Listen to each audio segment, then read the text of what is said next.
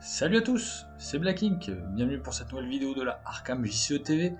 Aujourd'hui, on revient sur la Ligue des investigateurs extraordinaires avec notamment la présentation de l'ouverture de la saison 1.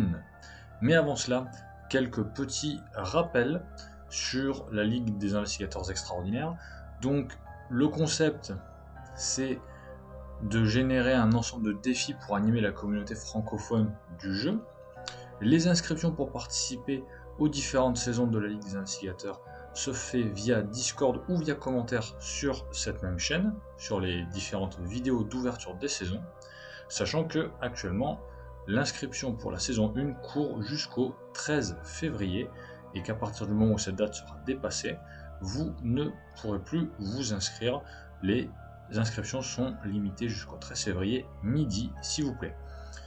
Enfin, l'une des règles principales, c'est bien sûr le fait de n'avoir qu'une seule tentative pour réaliser chacun des défis proposés dans les saisons, avec une annonce de début et de fin de run, fin d'essai.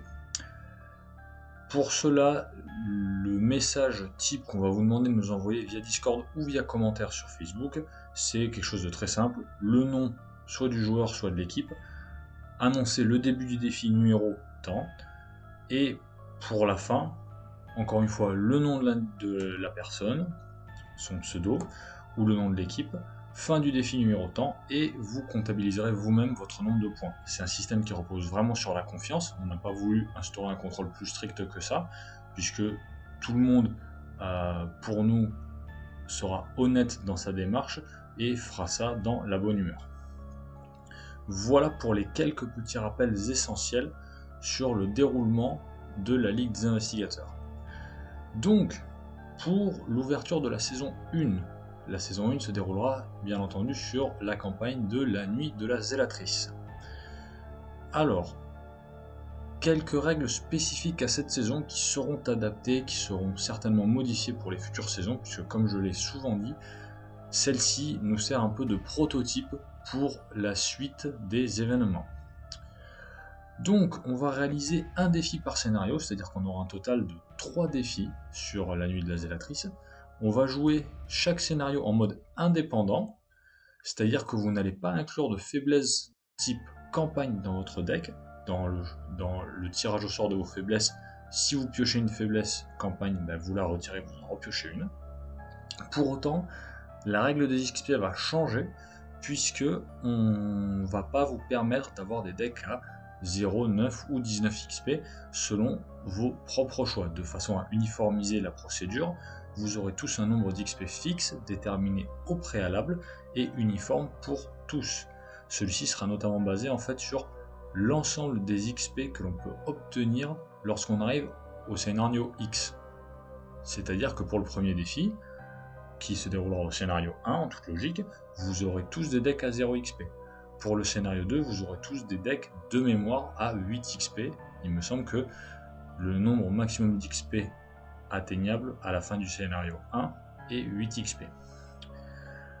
La durée initiale de chacun des défis était fixée à 1 mois de façon à donner énormément de flexibilité aux joueurs et ne pas mettre la pression. Pour autant, effectivement, on a vu, que ce soit sur Discord ou sur YouTube, énormément de commentaires qui nous incitaient à raccourcir ce délai.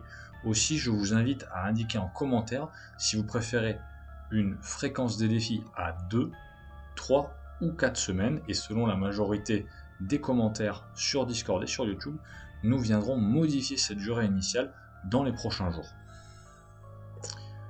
Alors, de façon plus précise, nous allons maintenant passer au défi numéro 1, l'annonce que vous attendez tous pour la plupart.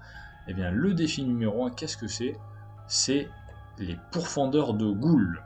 Alors, je voyais un peu là ce matin une discussion sur le Discord avec des essais, des tentatives pour deviner quel était le premier défi. Et bien, le premier défi, mine de rien, c'est Evra Cthulhu, qui était quand même pas très loin, puisque le nom parle pour lui-même, les pourfendeurs de ghouls. L'objectif, ça va être d'achever le scénario 1 en ayant vaincu le plus de ghouls possible. Alors, petite précision. Vous allez me dire, bon, il y a des ghouls à victoire, donc celles-ci elles vont pas revenir dans le DR, donc ça c'est facile à comptabiliser. Pour autant, il y a d'autres ghouls qui ne sont pas des ghouls à victoire et qui du coup peuvent être cyclés.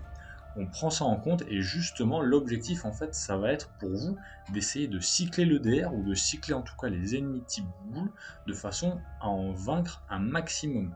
Ça va nécessiter donc du coup de votre part d'effectuer un comptage du nombre de fois où vous arrivez à vaincre une ghoul. Ce qui veut dire que vous allez, si vous êtes très bon, réussir à vaincre le prêtre ghoul, les 2 ghouls à XP, mais en plus, il me semble qu'il y a 4 ghouls dans le deck de rencontre du premier scénario, le rassemblement, hors renouveau, et bien il va falloir vous débrouiller pour non seulement essayer de vaincre ces 4 ghouls une fois, mais peut-être essayer de les cycler et de les tuer plusieurs fois.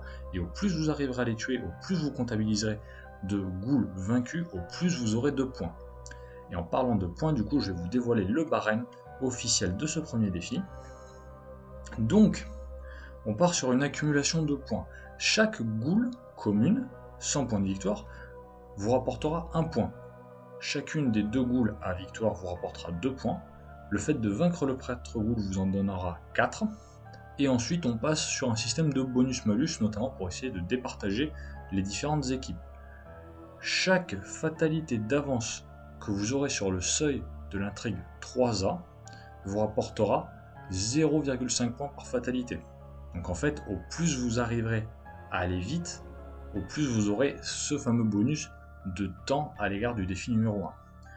Si jamais vous terminez le scénario 1 en contrôlant l'ITA, que l'un des investigateurs contrôle l'ITA, et j'insiste bien sur le fait de contrôler l'ITA, vous aurez un point bonus supplémentaire. Enfin, en cas d'investigateur vaincu, vous aurez un malus de -2 pour chaque investigateur qui sera vaincu au cours du défi. Si vous êtes 3, vous pouvez avoir -2, -4, voire -6.